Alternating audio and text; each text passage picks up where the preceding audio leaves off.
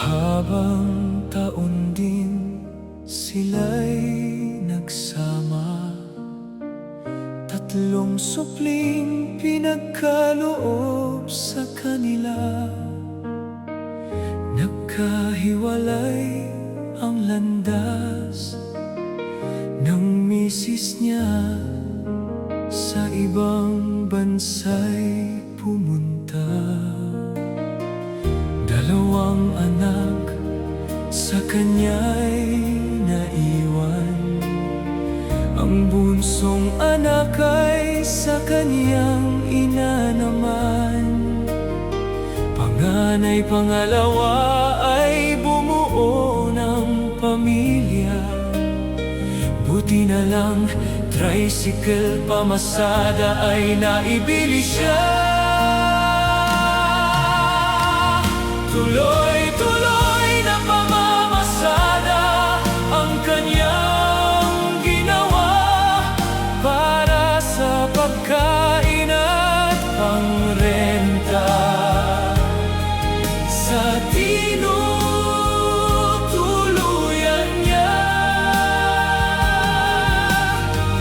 hirap at pagod ay di niya alintana, buhay niya'y kinaya. Kahit siya'y nag-iisa.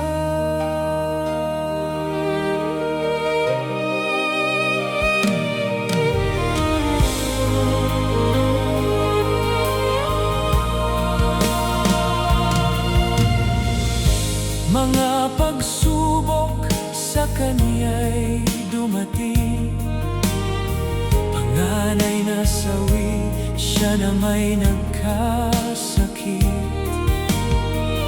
Nang malagpasan mga hamon ng buhay, ang Diyos kanyang pinasalamatan.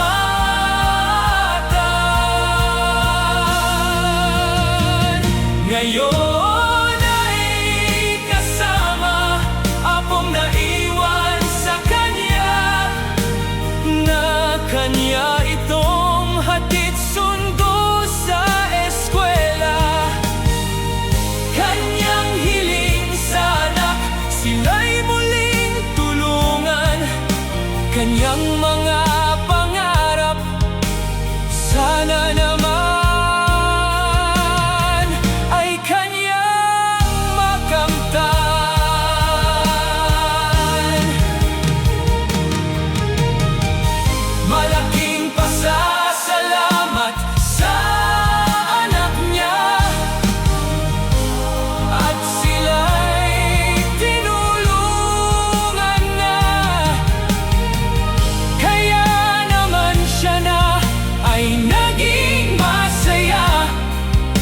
kanyang anak ay muli na niyang nakakasama.